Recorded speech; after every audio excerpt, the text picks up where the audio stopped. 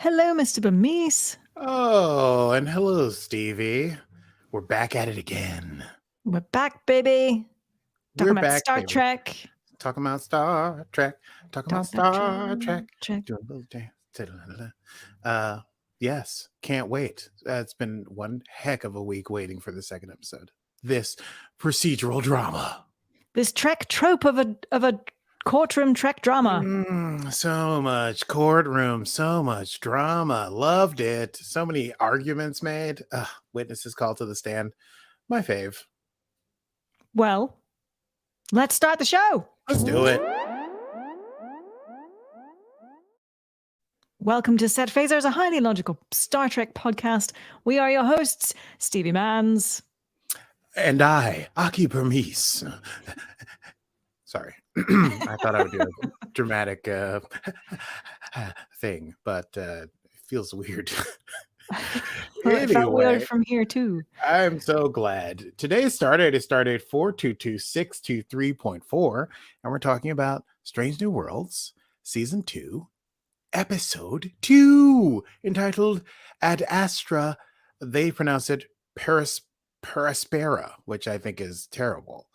Ad Astra per Aspera is how I would say it. But indeed, I'm not on the show. Whatever. I don't know. What should we talk about? I'm ready to get right into the show, but we should mention anything? I don't think so. I think we should just run it down. Let's run it down then. It's time to run it down. Can you run it down for me? Tell me what just happened. Can you run it down for me? I'd really love to. Okay, so last episode, we did the whole Spock, he steals the ship and all this business, and Pike's on this 3-day vacation because he was talking to Una at the beginning episode with this mysterious thing. I got to go find her, and she's not responding, and maybe I got to talk to her face to face. So this is all about Una Chin Riley's court martial or court case. We find out whether or not she's going to be able to stay in Starfleet. Now, plot armor, I mean, we're not letting go of this character, but it was pretty up in the air.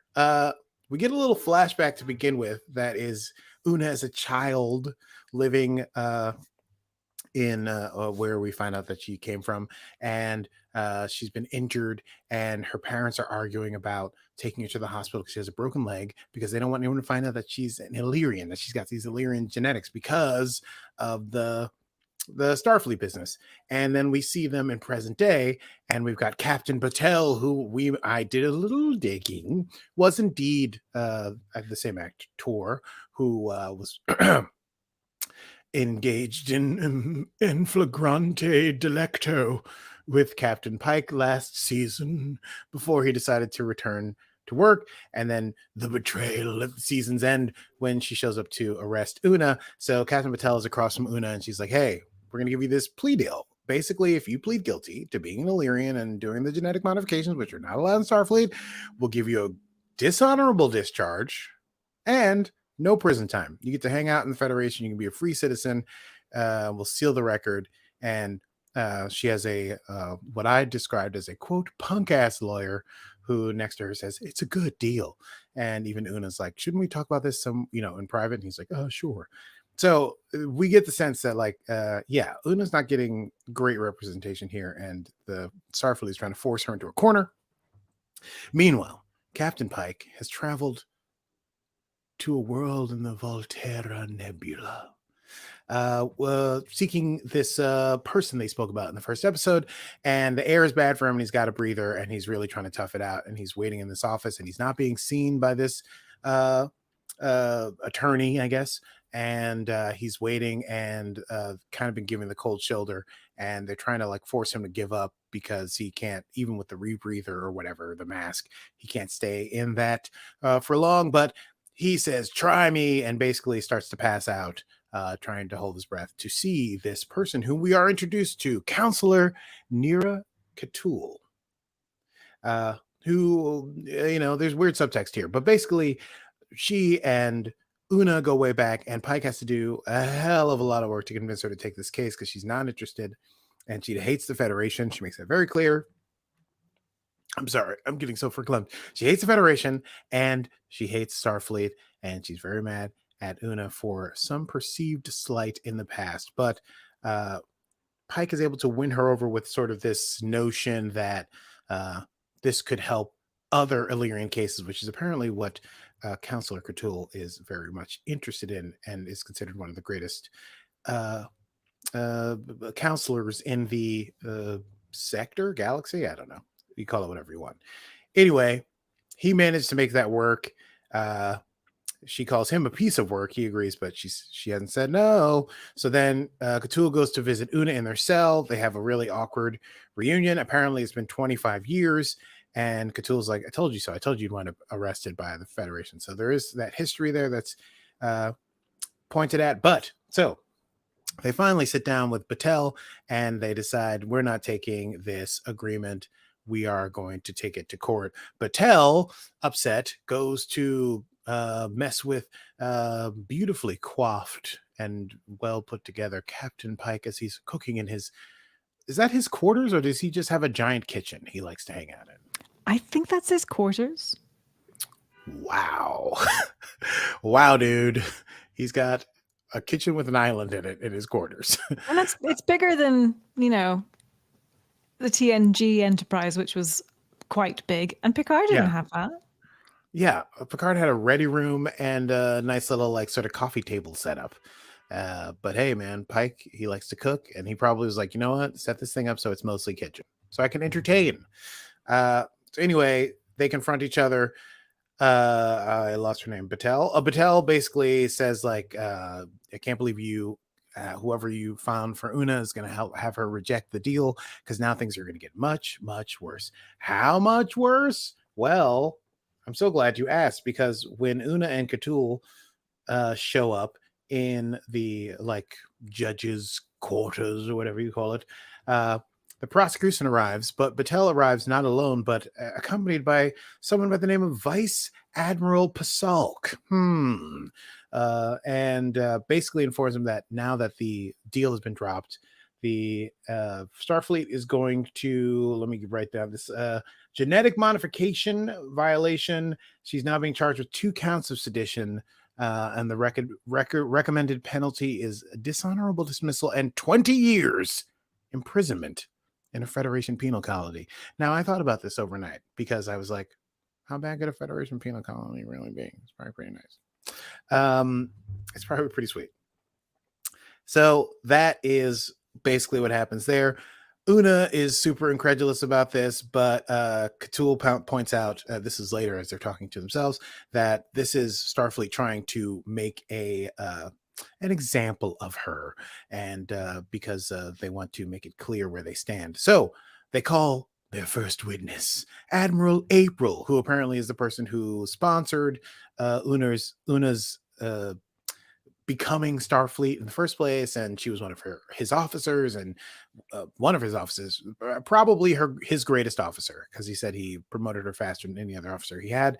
They get him on the stand, and Cthulhu, how do I even describe? How can you describe a court case?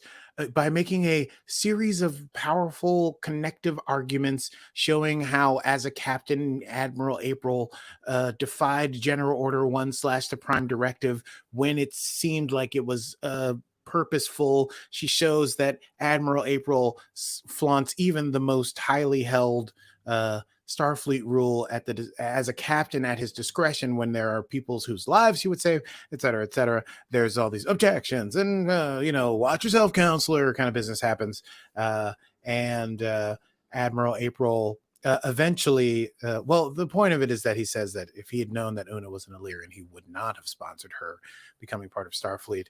And he says, even though she was one of his greatest officers, he stands by that, but he walks off in a huff. Later, he meets Pike in Pike's room, and Pike pours him a drink, and Admiral doesn't take it. He's like, you didn't let me finish what I wanted to say on the stand, even though Pike wasn't the one who did the cross-examination. He's like, and that's too bad no one heard about that. And he storms out. Angry Admiral April. Meanwhile, I don't know how best to describe this, but Laan is meanwhile is helping the counselor. A is like sort of like an aide to her as she's staying on the ship. Apparently everyone was staying on the Enterprise, including Battelle. I don't fully understand what was going on there, but she is trying to find out how the information got leaked that Una was an Illyrian, because they all found out at the same time, only I don't remember what the time frame is, but recently. And so they're basically, La'an tries to like unilaterally, like, what do you call it? What is the thing that we had in America in 2001? You remember the Private Act? Patriot Act. She basically tries to Patriot Act her way through everyone's private logs, and she is stood up to and put on the back foot by a young ensign. Uhura says, "You cannot do this, and breaking the law is not going to help your friend." So there's a little bit of tension in that scene, I would say. Meanwhile, the court case goes on.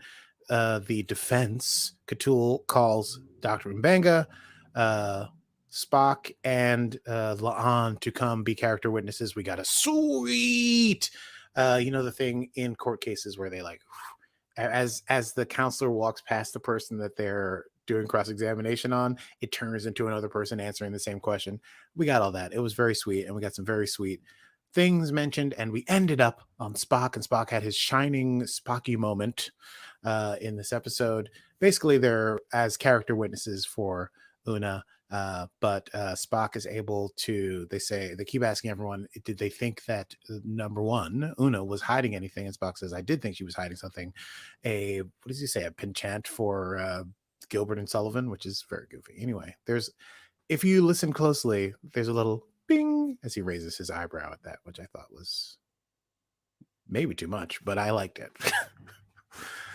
Maybe a goofy thing to do. Let's see. So, blah, blah, blah, blah, blah. Going through my notes. Character witnesses. I was doing all that. Okay, so La'an also is called to the stand, and she says that there's a lot of stuff about La'an being mentored by Una and the feelings of hurt that she has from the lack of trust. But there's also this other subcurrent that's brought up by Battelle earlier on, which is, how long has Pike known that Una is an Illyrian? Because if he knew, if Nixon knew, Ag knew. Do you know what I'm saying? It's got a Watergate thing going on. Like, if it's a conspiracy, why would you know anything about Watergate? I do know about Watergate, but who's Ag? So Agnew is Spiro Agnew was Nixon's new vice president. And so when they were trying to, I don't know how this is interesting to people, but basically they were saying if Nixon knew about this, then Agnew also knew. But the thing that Gil Scott Heron says in his song is, if Nixon knew, Agnew. All right. You're welcome. Yeah. Hey, it's a pretty exciting time in American politics. I barely know about the Watergate scandal, just the point that something to do with the Democratic National Party, and someone broke into something, and Nixon knew about that. Yes. And basically that's it. That's what I got. You've got the gist of it. They illegally tried to spy on the Democratic National Party. They broke into the thing. Nixon knew about it, maybe even ordered it. And then there's like this tumble in, as Nixon does win that second election, of him trying to keep the cover up going before he resigns. And you can see that in All the King's Men, starring Robert Redford and Dustin Hoffman. Maybe we should watch that. I don't know. True. Nothing to do with And Star also, Trek, and the new White House Plumbers thing, which is about the scandal. It's quite good. A little. Okay. All right. It's a bit, I mean, I watched the first episode, and more or less for Judy Greer, whom I love. But anyway, yes, it's a bit ridiculous, but I don't know if it was as ridiculous in real life. I get it. So anyway, the Cthulhu finishes. Yeah, we can't talk. I could talk. The issue is that I could talk about Watergate almost as much as I could start to talk about Star Trek. So Cthulhu finishes her cross-examination, and before Una can, they bring Una to the stand to say a few things about, this is Cthulhu's brilliant thing, but we don't realize it. She brings Una up to explain her situation as a child. She was an Illyrian living in a colony that was run by Starfleet, so they couldn't say who they were, so they had to keep their practices and their culture underground, and they were persecuted by other people who said that it was like, if you were thought to possibly be Illyrian, you could be persecuted. At first it was words, but then it was violence, so they had to keep it secret. And she tells the story of breaking her leg and not being able to go to a doctor because she didn't want to be found out, etc., etc. And then the reason she came to Starfleet was that she wanted to be all that she could be, for lack of a better word. Point is, she gets her on the stand. He says all that. In comes big badass, I forgot his name already, Vice Admiral Pasalk. It's very close to Patah for my taste. Pasalk basically cross-examines, and what he gets to is, did Pike know about this? And is this more than simply just Una having violated the rule of law, but also Pike, if he's involved, then it becomes conspiracy, not unlike Watergate. So he's trying to figure out, does this go all the way to the top of the Enterprise? And wants Una to say how long Pike is known, and it comes out that Pike is known for 4 months. 4 months before this was found out, Pike had known, so he had been harboring her. Harboring, an important word to think of here. This whole time, knowing that she was an Illyrian when he should have turned her in, according to Starfleet regulations. That is when we flash into Pike and all scenes. This is what, as a writer of scripts, as a reader of how to write scripts, I've heard is called the dark tea time of the soul. When you hit the bottom, you seems like all is lost. It seemed like Pike was going to be called to the stand, then he'd be arrested and everything would fail. His career would be over. Batel's out of the picture now. It's his vice admiral, this person from beyond. But then who swoops in to saveth the day? None other than Counselor Cthulhu, who says, oh, very interesting. Would you mind reading, Batel, would you mind reading this passage? And it's all about granting asylum to people. And through the reading of the passage, which I will not go into detail here, but basically Una, in her original testimony, that satisfied the three needs for alchemy. Oh my God, fantasy novels. The three needs for amnesty. And so Pike can be seen as having granted her amnesty. And then she makes a pleadful case that the Federation could be better than it was. It can choose to, this 3-judge panel can choose to be punitive to Una for having broken a rule, or they can choose to live up to their highest ideals and reward her with amnesty, considering what she's been through as a Federation citizen and an Illyrian. And everyone goes away, and the judges come back, and they find her not guilty, and she comes back to the ship, and she and Una and Cthulhu sort of reconcile. They have like a handshake, basically, moment. Everyone is happy to see Una. Stevie and I were watching together, and Stevie was like, someone better hug or I'm going to throw my TV out the window. And fortunately, big old softy Pike, as soon as he dismisses everybody back to work, immediately embraces number one. Then he goes back to work, and she turns around to look at the ship, as you do when you work on the Enterprise. And here ended the rundown. Whew. Let's chat about that, I guess. I say, darling, let's do a quick chat about that. Let's do.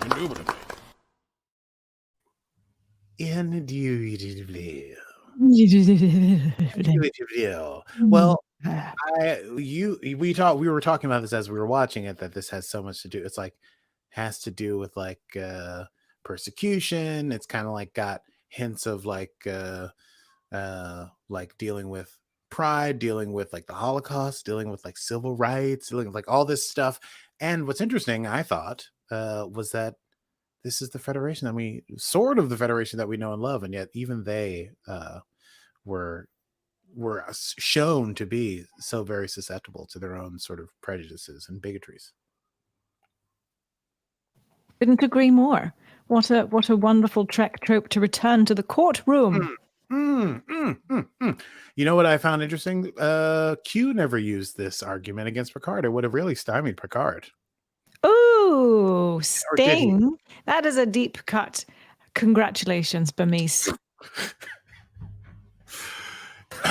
Why did that get you? I don't know. I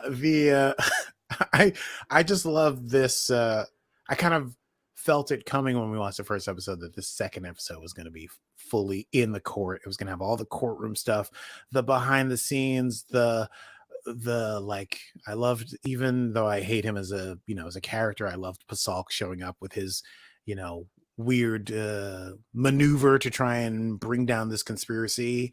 And I said he had the look of a fanatic in his eyes as he spoke. Like he truly wanted, even though he was supposed to be, he's like a Vulcan that's supposed to be emotionless. He had that look in his eyes as if he was out for blood and justice. Yes. And then finally, the phrase ad astra per aspera has a personal significance for me because my mother started a school in the 90s here in Brooklyn, and the motto of that school was ad astra per aspera, which they translate here to be to the stars through hardship. And around the Burmese kitchen table, it was to the stars despite adversity, which is essentially the same thing. So anyway, really loved that what had such a deep tie-in to this episode. It feels very in keeping with the Star Trek theme. Here, this idea of inclusion brought so strong here in the second episode. We had deep cuts to TOS, we had deep cuts to TNG, and we have deep cuts to Aki Bermise himself. Whoa, look at you laying it out there. Whoa. Oh my goodness. That's that was big host energy. I really like that. Thank you. Thank you so much. Way. That was working on it. Working on my host energy. No. That's just what you do. Do we have? Is that an egg? Yeah. Is that an egg? Yes, there were hundreds. Let's go. Well, I figured.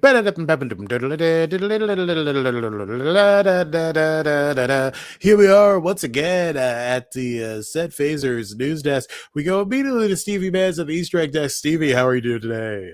Well, hi there, Augie. I'm doing well. How are you? Marvelous. It is great to be here back on the set of Strange New World Star Trek Season 2, Episode 2. This fabulous Trek trope of a courtroom drama, as I may have said earlier.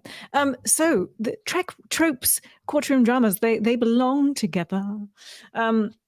We start in TOS, the classic menagerie, which was a two-parter, in fact. And then we had The Measure of a Man, which you will recall is about Data in the Next Generation. And then following in Deep Space Nine, an Inquisition. Yes, Inquisition. And then we had the memorable trials in the films The Voyage Home and The Undiscovered Country, as you rightly pointed out, when we were live texting each other. So I guess, let's see, Picard, I guess, missed out on the courtroom drama, as did Voyager.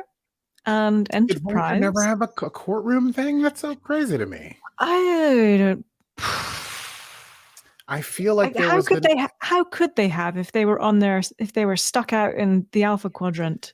I just feel like there was some Delta time Quadrant that Janeway had to defend 7 of 9 for something, and this is maybe just a memory that I'm having. And Picard never had to do it for the whole up, but he dealt with Q, who was always like putting humanity on trial. Are you Googling it?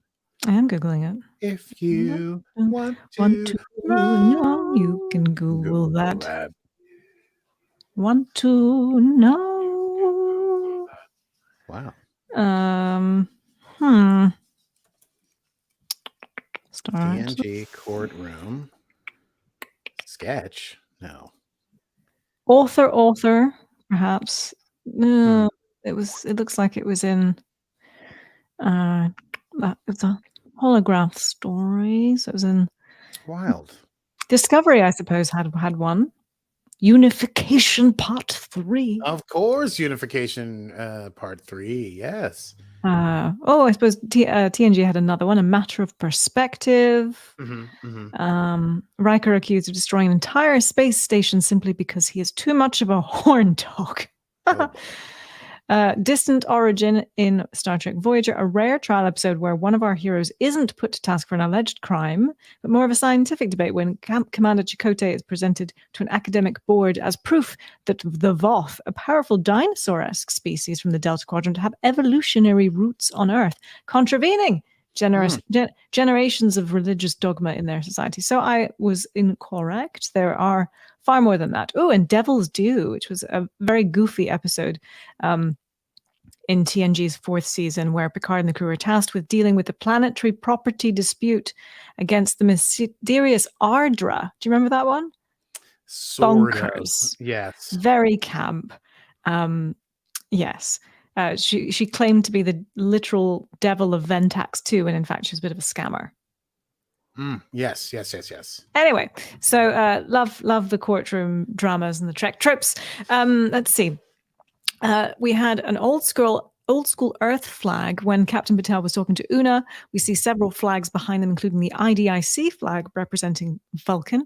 We see United Earth flag, a reminder that the local government of Earth has existed since the time of Enterprise in the 22nd century. Indeed. San Francisco, obviously, we head back to Starfleet Academy, established since the original series. And the first time we actually saw the home of Starfleet and the Golden Gate Bridge was in Star Trek The Motion Picture. And subsequently, fun fact, every single Star Trek TV series has returned to San Fran at least once. This was that. We had lots of Captain April's backstory, which is rather fun. He sponsored Una's application. He violated the Prime Directive / General Order 1 in 22, 46, and 48 while in command of the Enterprise. Yes, indeed. Promoted Una faster than anyone before her. And let's see, lots of visual details from the Menagerie and Court Martial from TOS, those 2 episodes, including a ringing around physical bell that brings the court to session, a small yellow data tape that reads the legal charges, which I laughed at with you because I was like, it looks like a floppy disk. Yeah, exactly. Yeah. Well, which in fact actually did precede the floppy disk. Really? Indeed. Yeah, meta in so many ways. Hello. The dress uniforms worn by the crew for the formal occasion. Internally, Star Trek Strange New Worlds costume designer Bernadette Croft and her team refer to these uniforms as the Menagerie uniforms, so literally calling it back. And the chair on which the witnesses sit has that round glowing platform underneath their hand. So 2 other things to point out. When Spock first meets Una, he acknowledges that he met her on his first day as an ensign on the Enterprise and jokes that she was hiding her affinity for Gilbert and Sullivan. And these 2 comments refer to the 2019 Short Treks episode Q&A, which chronologically also defines this as the earliest moment that we've seen Spock on screen in his Starfleet career. Fun fact. Wild.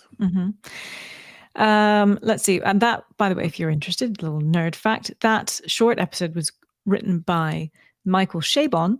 Michael Chabon, baby. Picard co-creator, before Strange New Worlds was formally greenlit. Fun fact. Fun fact. And the ending, by the way, not only saves Una, but you'll love this, you Deep Space Nine nerd. It saves Deep Space Nine canon.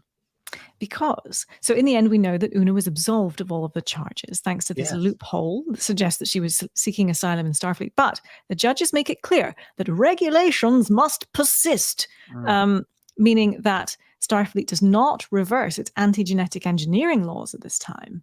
And why, do you ask? Is this relevant? Well, this is relevant, because in the Deep Space Nine episode, Dr. Bashir, I presume, we learn that Julian Bashir was secretly genetically modified by his parents when he was young, jeopardizing his Starfleet career the same way Una's has, and was put in peril here. But Dr. Bashir, I presume, takes place in 2373, a full 114 years after the events of this Strange New World episode. So, yes, Una is saved, and DS9 canon is saved. Ha! Ha! Point and counterpoint.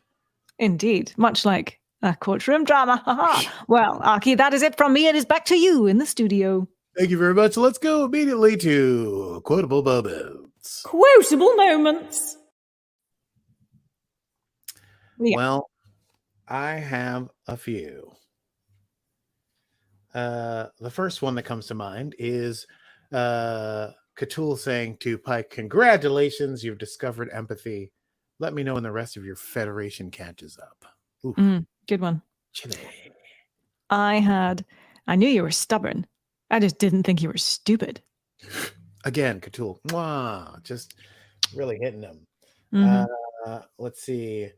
Oh, well, there were two wonderful moments. Both of them feature Cthulhu. I definitely liked in the courtroom. She says, after making this big thing, she says, "If a law is not just, then I ask, how are we supposed to trust those who created that law to serve justice?"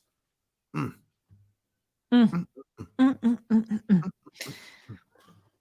you have one more? I've got one more. I do. Is it going to be the same one? I don't know. Is it Cthulhu talking to La'an? Nope. Okay. Well, I can go or you can go, whatever you like. All right, I'll go. Una, put me on the stand. Let them see that being an Illyrian doesn't change who I am as an officer. And Nera goes, "Are you being funny? You were never funny." Wow, that was good. That was good. Okay, I guess I'm like soft old Pike, because when Cthulhu's talking to La'an about how she's a Noonien Singh and all these things, and maybe she feels that because of how she is could be a danger, she says not to worry, and then La'an says, "You don't know," and then Cthulhu says, "But I do. That's how they make us feel. They look down at us for so long that we begin to look down at ourselves." Genetics is not destiny, she says. I just have to remember that part. Indeed. All right. Well, I actually have one bit of news. Have you? Break it! Break! News from around the galaxy.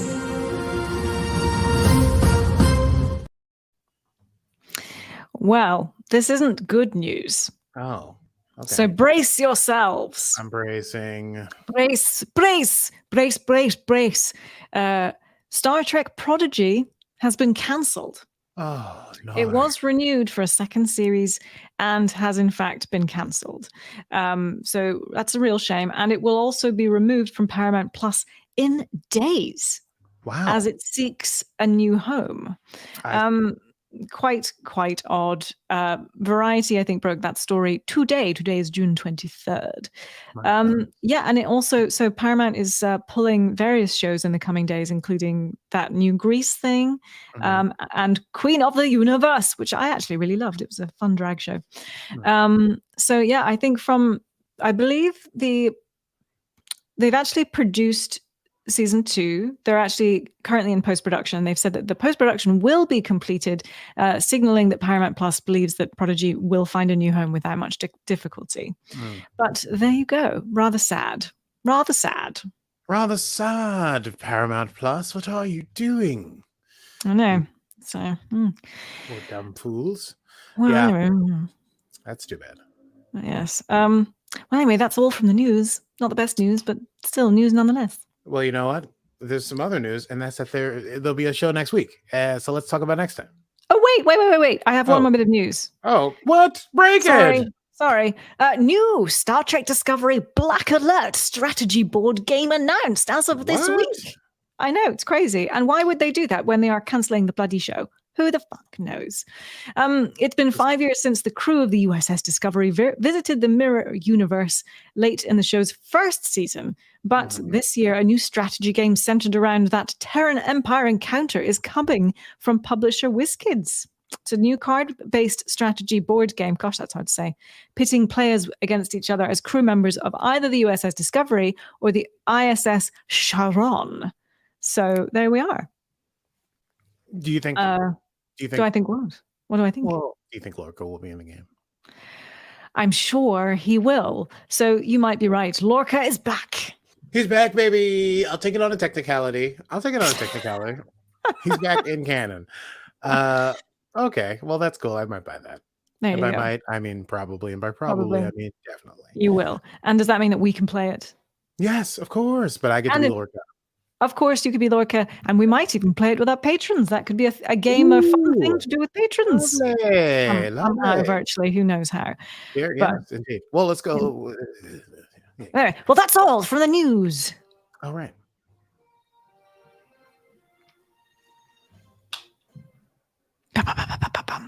And should we go to next time? Yeah, next time. All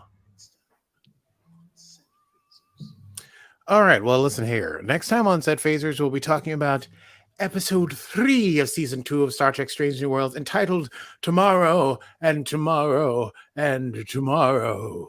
Creep in this petty pace from day to day. Hey, look at you. Oh, yes. I was I love that. I'm really quite tickled. If you like our show, you can find it wherever you get your podcasts at. We have a lot of episodes. We've covered all of Discovery and all of that up to date exists of Lower Decks and all 3 seasons of Picard and Strange New Worlds last season. So please check out the back episodes there and tell your friends about us. Tell your friends, tell your friends. Well, that is it from me. I'm Stevie Mans. And I regret that you had to see that outburst. And this has been Set Phasers, a highly illogical Star Trek podcast. Computer, end program. It's been a